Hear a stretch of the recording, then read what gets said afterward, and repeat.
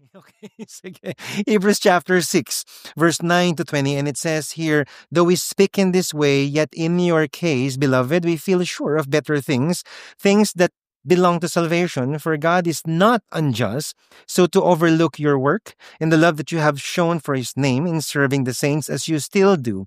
And we desire each one of you to show the same earnestness, to have the full assurance of hope until the end, so that you may not be sluggish, but imitators of those who through faith and patience inherit the promise. For when God made the promise to Abraham, since he had no greater by whom to swear, he swore to himself, saying, surely I will bless and multiply you. And thus Abraham, having patiently waited, obtained the promise, for people swear by something greater than themselves, and in all their disputes an oath is the final for confirmation. So when God desired to show more convincingly to the heirs of the promise the unchangeable character of his purpose, he guaranteed it with an oath, so that by two unchangeable things in which it is impossible for God to lie, we who have fled for refuge might have strong encouragement to hold fast to the hope set before us. We have this as sure and steadfast anchor of the soul, a hope that enters into the inner place behind the curtain, where Jesus has gone as forerunner on our behalf, having become a high priest before ever after the order of Melchizedek. Let's pray. Father, thank you so much for the reading of your word. Thank you because your word forms us, Lord God, forms our character, forms our mind, forms our souls, Lord God. And I thank you, Lord, that through your word we come to know you and we grow, Lord God, in you, Lord God, within you, Lord God. Thank you so much. Help us to focus, Lord God. In Jesus' name I pray. Amen and amen. You may now take your seats. All right, it's already August, and I'm not just gonna say Happy Merry Christmas sa September na po yun, no? Because we have not yet seen Jose Marichan. But we're almost done for the year. How many of you are excited for the end of 2025? Wala pa. I'm sure, okay? Buti na ka nagtaas ng kamay, no? But before the year started, I have read some of your prayers. And you had New Year's resolution, Pastor Paul, pag-pray niyo ko sa ganyan, ganyan, ganyan. So, ang question ko, kamusta ang pag-gym? August na po ngayon, okay? At kamusta ang pagbabasa ng libro? Because some of you ask for intellectual advancement or intellectual growth. Have you been reading books or just staring mindlessly on social media? Kamusta ang pagda-diet? Okay. Or malapit na ang Christmas, tapos na ang diet. Kamusta po ang personal development? Kamusta ang financial management? Or traveling more for the sake of sanity and rest?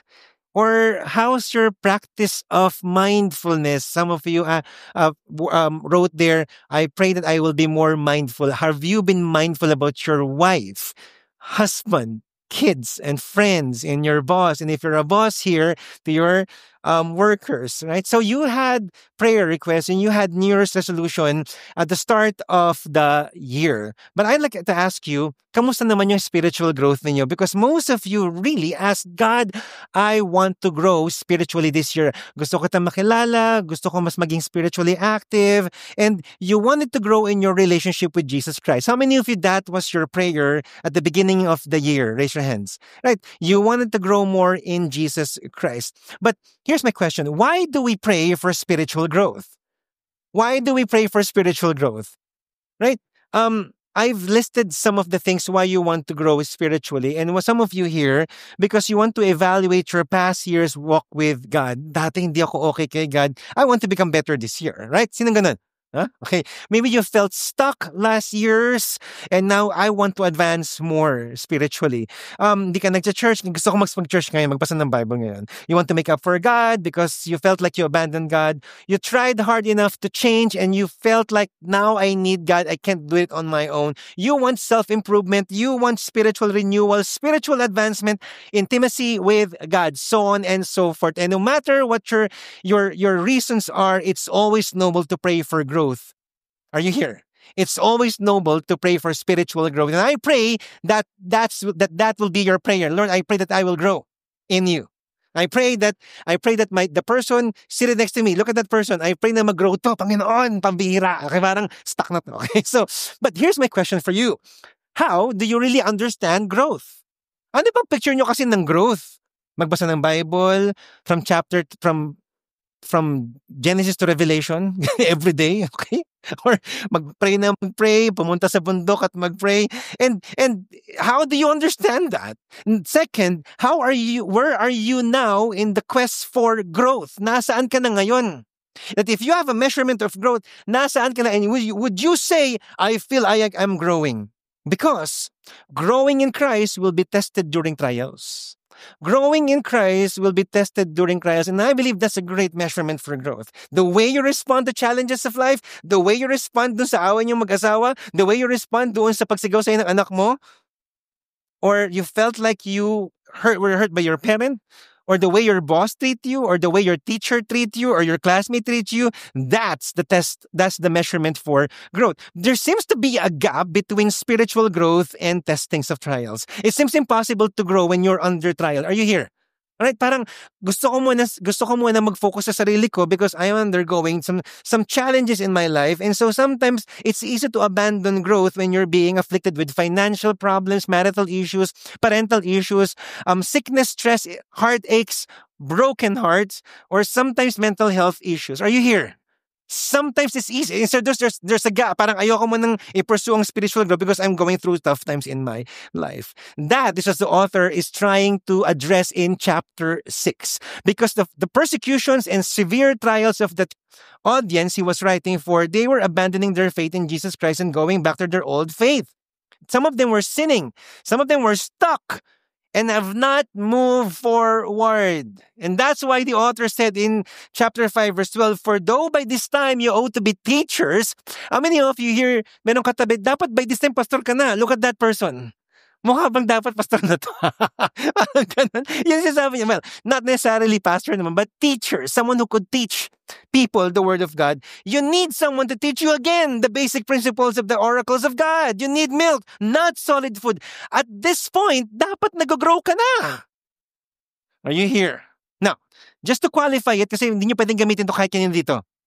Because the audience that the author was referring to were not first-timer Christians, not first-time attendees or umattend lang dito ng Christmas tsaka Easter.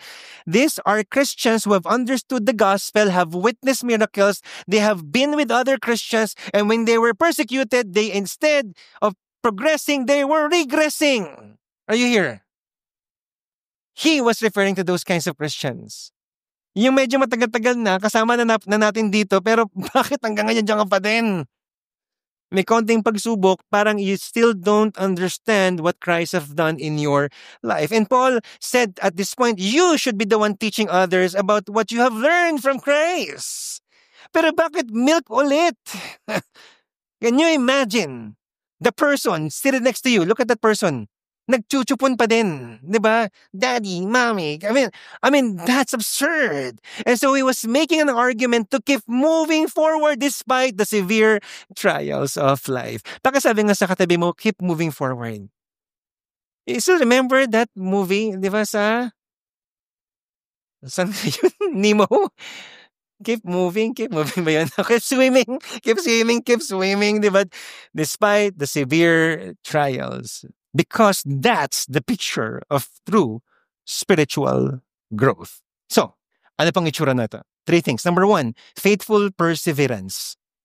Faithful perseverance. Mag-endure daw tayo and be faithful to God. What was happening again to the Christians? Again, they were Jewish Christians.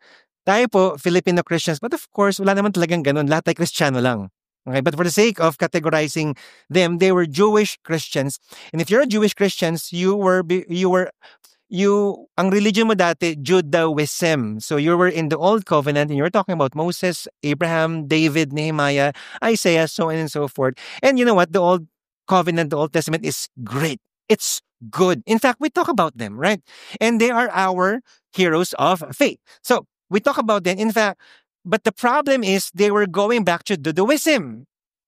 Naging Kristiyano na nga sila, They were going back to Judaism naman because of the persecution. So the author said in chapter 6, verse 1 to 2, therefore, let us leave the elementary doctrine of Christ and go on to what? Say it, the word. Say maturity. Not laying again the foundation of repentance from dead works and faith toward God and laying on hands and the resurrection of the dead and eternal judgment. Stay lang tayo dyan. What are all this? Ano po lahat ng to? Yung laying again the foundation of repentance from dead works and faith toward God, laying of hands, the resurrection of the dead, and what are all this? These are the beliefs in Christianity that we share with Judaism, by the way. Para lang maintindihan nyo. We share all of these doctrines sa Judaism. Washing, for example, is baptism. Okay naman doktrina ng Judaism, pero elementary na yan. Sabi ng author, kailangan mag-grow na tayo dyan. Ba't nyo pa babalikan ulit? Kasi they want to escape persecution. Are you here? And then he pressed further, and this is a great debate from all sides of evangelical Christians. My goodness. Verse 4 to 5. For it is impossible, in the case of those who have once been enlightened, who have tasted the heavenly gift, and have shared in the Holy Spirit, and have tasted the goodness of the Word of God, and the powers of the age to come. How many of you have experienced all of these things? Raise your hands. Hindi nyo maalam kung sa pagkataas kayo ng kamay, no? Di ba? Ulitin ko, ha? In the case of once been enlightened, how many of you have been enlightened by God? Raise your hands. No, alam niyo na. Ganyan kasi pa nagbasa ka ng Hebrews, pag hindi mo intindi, anong pinagkasabi nito? Promise kahit ako, ganun din po. And then, who have tasted the heavenly gift. How many of you have tasted the heavenly gift? Raise your hands. Yes. And have shared the Holy Spirit. How many of you have shared the Holy Spirit? Alam niyo ba? Nagatas ka lang. Okay, say. And have tasted the goodness of the Word of God. How many of you have tasted the goodness of the Word of God? Okay, so, ito po sasabi ng author. There were some among them who have been with them. Anong ibig sabihin nito? Who have once been enlightened. Anong ibig sabihin nun? Have heard the gospel. Yun ang ibig sabihin nun. Who have tasted the heavenly gift. Anong ibig sabihin nun? Tested the beauty of salvation. Shared in the Holy Spirit. These are people who shared the experience with the believers. Grabing miracle. Grabe, nabuhay yung patay. Grabe, bless si God. And then, these people have seen the miracles of God, have tasted the goodness of the Word of God. These are people who have enjoyed the Word of God for so long. And then, verse 6, have fallen away. Paano yun?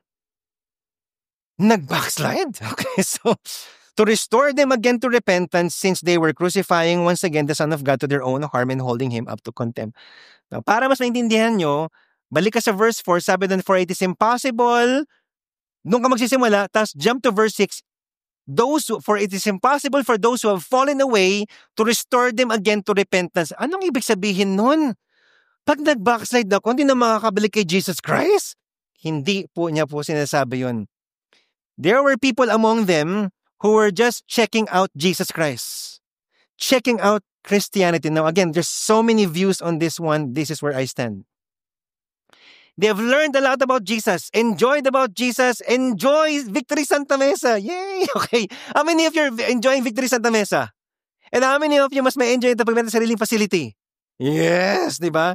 Enjoy the church. How many of you here, you're glad katabi mo ngayon? Raise your hands. Yung hindi ko siya kilala, pero pwedeng maging kami. Okay, so, but when the trials came, they left. They just left. Ayoko na maging Christian. Okay lang ako sa pinagagagawa natin dito. Grabe, ang galing ni Arjem. By the way, he was discipled also here. Okay? Nawala na nga lang siya dito. Nasa victory phase na po siya. Alright, so, pero he was one of our great leaders here. Ang galing. And they've enjoyed. And then because of the trials, they left. Not Arjem. They left. Does that mean they were not saved? It means that they were just checking the church. And when the trials came, ayoko na dyan. Are you here? Because it could happen. Bakit tasted? Kasi hindi dinigest, na taste lang. Na-enlighten lang. Ang ganda ng gospel pala. Ang ganda pala ng word of God dito. Ang sarap pala magpuri sa Panginoon, pero hindi talaga kinumit yung buhay kay Jesus Christ. That's the meaning of that verse. Are you here? So may mga tao talagang tumanggap kay Jesus Christ pero minsan nagfa-fall away talaga, backslide. We cannot really judge that that's the verse we're gonna use for them because really, you don't know what's happening in their hearts. May mga bumalik kay Christ, di ba? Ulit. So what does this verse means? Why is it impossible for them to go back? Because it's not about God, it's about them. They have rejected Jesus Christ. I don't want you to question your salvation because if you really repented of your sins, put your trust in Him, and Jesus is your Lord and Savior, this is not about you. Of course, there will be times that you will fall. You will be tested. You will doubt. How many of you have doubted Jesus Christ? Be honest. Ay, wala pa. Ang galing. Or ayaw niya mag-participate talaga dito sa 9 o'clock service. Right? Ulitin natin. How many of you have doubted Jesus Christ? Kaya mo talaga to Jesus Christ? So, we can go there in that direction. And that's why He said, verse 9, though we speak in this way, yet in your case, beloved, we feel sure better things that belong to salvation. Ano ang ibig sabihin nun? It's not about you.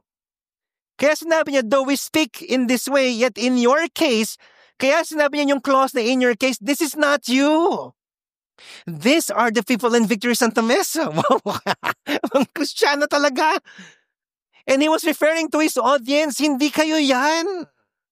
Because you have not just tasted, you have fully grasped Jesus Christ. And you're sure of better things, say better things. Better things that belong to salvation. And what are those things? Kasi ang akala lang natin, pag sinabing salvation, heaven lang. Most of the times, pag sinabing salvation, ay mamatay ako, punta ako ng heaven. Eh, ano mangyayari sa akin dito sa mundo ngayon? Ang tagal pa ng heaven. By the way, how many of you want to go to heaven? Raise your hands. Are you sure? Okay, so, but anong mangyayari ngayon? What's the picture of salvation? Bakit better things pag save ka na? Because number 1, you're forgiven in sin. You have peace in Christ. You're adopted as children. You're holy in God. You're reconciled in God. You have new life, eternal life. You're blessed. How many of you are glad that you're blessed? And that's why sometimes even if you don't have something or anything, especially during COVID, nagtataka ka, bakit blessed pa rin ako? Eh, anak ka ng Diyos eh. Are you here? And then you have a life of purpose. Alam ko nang direkan ko sa buhay. Thank you, Jesus. Parang si Arjim. Parang si Jeric. Wow! Graduate na po si Jeric. Strength to overcome trials and power of the Holy Spirit. That's what we have as Christians. Today. How many of you are glad that you're saved? Raise your hands. And that's what we have. What is the author trying to say? Let us fully embrace Christ's life, even suffering for His name's sake. That's what he was saying. If there is suffering, and I'm not talking about suffering kasi nagkasala ka, kung nagloko ka sa asawa mo, tapos nagalit sa yung asawa mo, grabe naman tong asawa ko, malamang magagalit talaga sa'yo yan. And if the church members knows that, na ginawa mo sa asawa mo, tapos medyo galit sila sa'yo, bakit yung church galit sa akin? Hello, anong gagawin mo? Masaya ako kasi nagkasala ka. Hindi naman ganun talaga. Mahal ka pa rin naman ng church. But don't blame the church if they were also hurt because of the sin. But we'll make sure that we will work this through. But other than that, if you feel like a jerk, okay? Eh, ganun talaga nangyari. I'm just being honest with you. Because you don't say, church hurt. Tas kasalanan mo pala. Are you here? May pagmamahalan naman sa church. Ay, pagmahalan. Huwag naman judgment sana dito, ah. Okay? Pakisabi nga sa akin, mamahalin kita dito. Come on. Siya, single. Okay, so, we're gonna love each other here. But if that happens, the human nature inside, we're still flawed people. Don't take it upon yourself na church hurt na siya kagad. Think of it na, Lord, I'm gonna go through this, Lord God. But that's not the suffering I'm talking about. Suffering for Jesus. May pinagadaanan ka, Lord, bahala na, Lord God. Magtitiwala pa rin ako sa'yo. Fully embracing Christ's life, including suffering. But how many of you are glad that it's not just suffering but also victory? Come on. Why? Because Jesus was resurrected. He was victorious over sin and death. And therefore, embracing His victory in life. That's why victory tayo. Kaya taga-victory po tayo. Because our life in Christ is victorious. How many of you are glad that you are living a victorious life in Christ? Come on. You're not just sharing His suffering, but also victory in Christ. Second, love in action. Love in action. The way to measure your spiritual growth is love in action. Verse 6 Chapter 6, verse 10. For God is not unjust so as to overlook your work and the love that you have shown for His name in serving the saints as you still do. We live in the world where we understand mental health right now. Tama ba? During our time, we don't understand. Tama ba, JR? Sir JR? We never talk about mental health. Pag sinabing mental health, ano ba yan? Maarte ka. Now, we understand mental health. We can also self-diagnose if you're going through tough times. Now, let's cut muna. When we were younger, we experienced severe trials in our family. Really, severe trials. And so I was somehow relating to Arjem because we experienced financial problems in our lives. There were really times doon na parang may kakainin ba talaga tayo, ganyan. And so, when during that time, you will really feel heartaches and pain and hurts and frustration. Lord, have you abandoned us? Kasi si Papa, Pastor, hindi ko talaga mapagtagpi talaga yun. And who held the family stronger? Sinong gumawa nun? Si Papa pa rin. Grabe. And he will always tell us, let's pray. Kaya na ganito, even though I don't believe him anymore. I was young eh. And the entire family was doubting God. But he held on, kaya natin to, mag-pray tayo, magbasa tayo ng Bible. And he was so dedicated to God. He would preach the gospel to anyone that he see. Kilala mo si Jesus Christ? Grabe! Kumakain kami dati sa isang restaurant. Tapos, pinagpipray niya na yung mga waiter doon. Grabe talaga. And then he will serve people. Pag may sakit, he will go to the hospital. Ganun po si Papa. And he was younger during that time, late 40s or early 50s. And I am pretty sure he was undergoing mental health issue. I am pretty sure. Because sometimes, makikita namin siya ng brother ko na nakatulala. Tapos, iyak na lang. Okay. Tapos, may background music kami. Tingin. So, and he would just pray. Makikita namin, luluhod po siya. He held on to God, he loved God, and he loved God's people. Loving God, serving his people. That's love in action. You want to measure spiritual growth? You keep loving God despite the persecution or despite your severe problems in life. And then there's still the joy of serving his people. And not just serving here as an usher. It's really praying for them, ministering to them. Verse 11, and we desire each one of you to show the same earnestness, yung gigil, to have full assurance of the hope until the end. And verse 12, so that you may not be sluggish or tamad. Okay. But imitators of those who through faith and patience inherit the promises. What is the author saying here? Now, I'm not saying this is not invalidating your pain. Ano ba yan? May pinagadaanan ka, mag-serve ka lang. Ay, hindi po ganun yan. This is not being insensitive to your season. Kakapanganak lang, mag-serve ka kay God. Hindi po yun. This is not manipulation to serve in the ministry. Ayan ha, may pinagadaanan ka, pero mag-serve ka pa rin sa usher. Kailangan ka ngayon. No. This is not all of that. I'm just preaching God's word to you. I'm just echoing what happened here. The author was just honoring the church for showing their love in action despite the persecution. And this is not to condemn you. If you have issues in life, then take a rest. Really. Takang kailangan mo talaga magpahinga pag meron kang mental health anxiety. Instead of serving muna. Baka kailangan mo talaga matulog. Baka kailangan mo counseling. Baka kailangan mo kausap. Baka kailangan mo kasi mag-repent ng kasalanan. Are you here? That's why walang peace of mind. If you're in a season na kakapanganak mo lang, I mean, of course, that's your ministry. And if you're swamped during April tapos accountant ka, mag-close ka ng libro, go ahead. Di ba?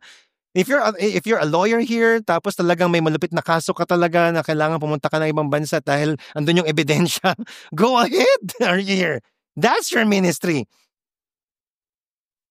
The author was just saying that during the persecution, There were still Christians praying for one another, serving one another, and he was honoring them. And let me tell you in verse 10, God is not unjust as to overlook your work and the love that you have shown for his name in serving the saints as you still do. What is the author saying here? God will never forget your service to him.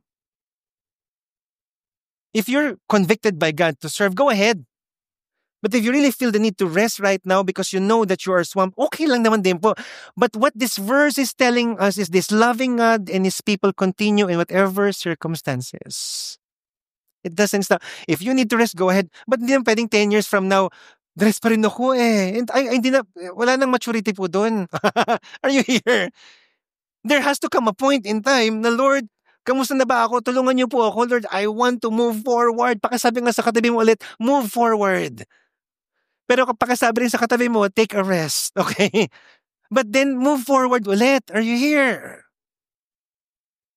God understands you, and let me tell you, he will not forget your love for him. He will not forget the love that you showed for the people. Whether you serve here, literally in the church as one of our volunteers, or you serve God's people through prayer, ministry, by giving financially to real life, or maybe that's your gifting to serve through giving. Whatever God has told you, love God, love his people. Are you here? Pero, may patutunguhan ba talaga to pag sobrang pagod na pagod ka na sa buhay? Dahil talagang ang hirap ng issue mo. That's why, lastly, number 3, holding on to his promises. Holding on to his promise. Let's go back to verse 12. So that you may not be sluggish, but imitators of those who through faith and patience inherit the promise. Now, I will qualify promise here because sometimes some prosperity gospel preacher will say, a promise of a new car, a promise of a new house, a promise of million pesos. Okay, so ano ba yung promise dito kasi? So, but may sinabi doon, imitators of faith, na may pinagdaanan sila, pero grabe ng perseverance sila, talagang naniwala sila kay God. Sino-sino to? Mapag-uusapan pa yan sa Hebrews chapter 11, mga 5 weeks from now. Pero let's have one example in verse 13. For when God made the promise to Abraham, since he had no one greater by whom to swear, he swore to himself. Si God po swore to himself, saying, surely I will bless you and multiply you. And thus Abraham, having patiently waited, obtained the promise. How many of you here, you want to obtain the promise, specific promise that God has for you? Raise your hands. Right? Yung iba, wala po? Okay, sige po. Ulitin natin. How many of you want to obtain the specific promise of God in your life? Raise your hands. Yan na. Ganun talaga dito, no? Kailangan kong ulitin talaga, no? Sige po. Ayan. So, what's with Abraham? He was the father of faith. Why? How? Well, when God called him to go to the land that he did not know, sabi lang ni Abraham, yes, sir. How many of you here, Doc Nati, for example, sabi na si God sa'yo, anak, pumunta ka doon. Saan, Lord? Basta. Huh? Parang ganun po. Can you imagine that? That's the picture of that. And he obeyed God. And then he believed that he will have a child kahit ang tanda na po niya. And then he offered Isaac when God told him to offer Isaac. Grabe naman po yun. And then he endured long delays without giving up. His faith expressed itself in movement, say movement, and obedience. He kept looking ahead, not going back to his old life. Wala palang kwenta dito.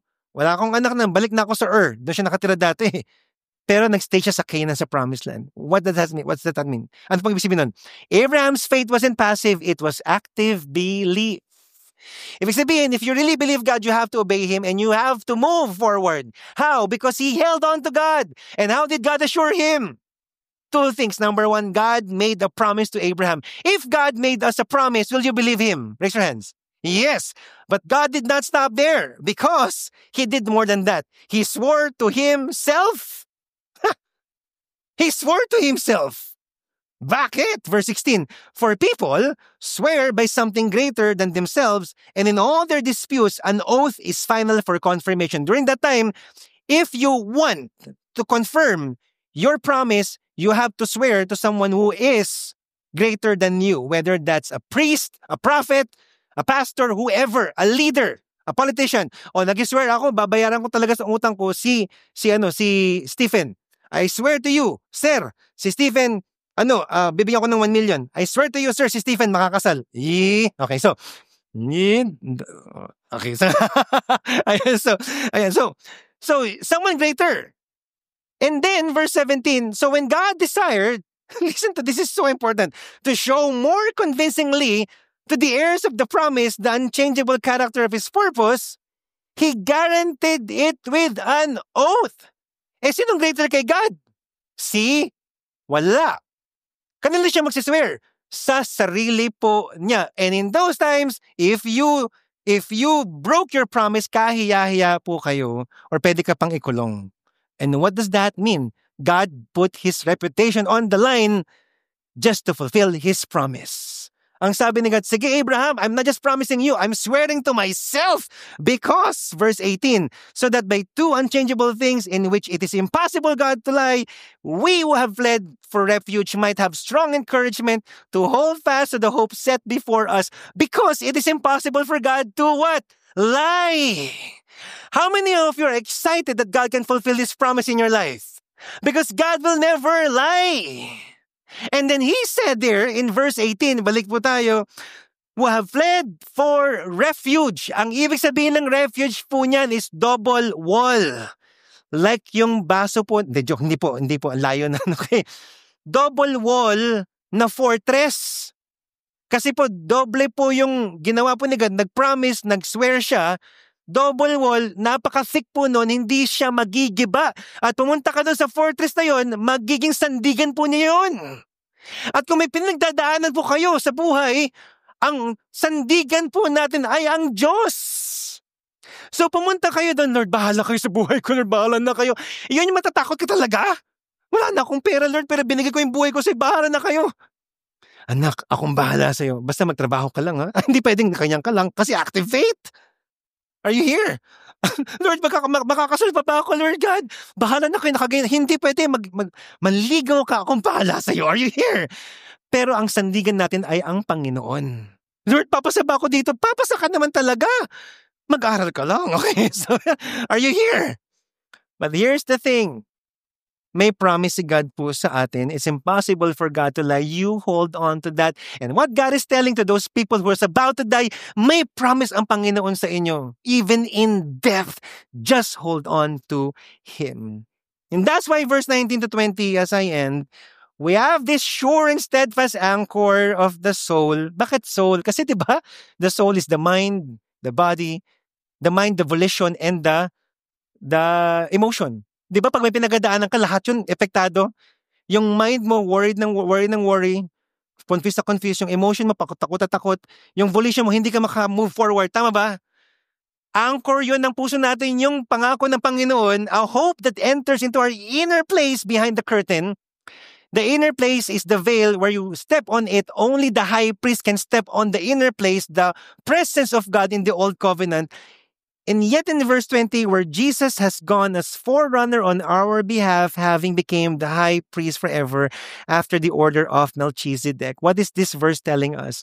Dati, isang tao lang ang pwede makapasok sa presensya ng Panginoon, but because of Jesus Christ, now, even when we are under trials, because of Jesus Christ, we can enter the presence of God. And what does that mean for us? For those who are being persecuted, I know you're about to die.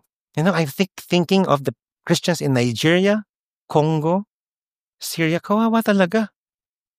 And I believe this could be the word for them. Heaven and His presence is the hope for the future. That's what the author was saying. Do not give up. Because God is sure to His promise. May heavenly reward naman tayo. Keep trusting. But for us here in the Philippines, wala namang ganong klaseng persecution. If your family member is saying, Christian ka, wala kang kwenta, hindi po persecution kasi di ka pa namamatay. Mockery lang po ang tawag doon. Pero what is the hope today? The hope now is this, His presence. That's the promise. And what is God's presence? There is peace, there is strength, wisdom, love, hope, joy, endurance, serving, preaching the gospel, kindness towards others. When you have Jesus Christ, Even in your most dire situation, bakit may peace pa rin ako? Hindi ko alam. That's the presence of God. Why is there still joy? Bakit hopeful pa rin ako? Dahil sa presensya ng Panginoon. And because of that, you don't get stuck, you don't fall away, you move forward. And therefore, as I end, hope in Christ moves us forward. That's the word of God for us today. You keep hoping to His promise, keep hoping to His word, keep hoping for the future, keep hoping for the now. Lord, I need peace of mind, Lord God, and you are just it. And sometimes you have to wrestle for it, but you can enter that peace, enter that joy because His presence is with you. But guess what? It's not about you. Baka sabi nga sa katabi mo, it's not about you. Because it's for the church.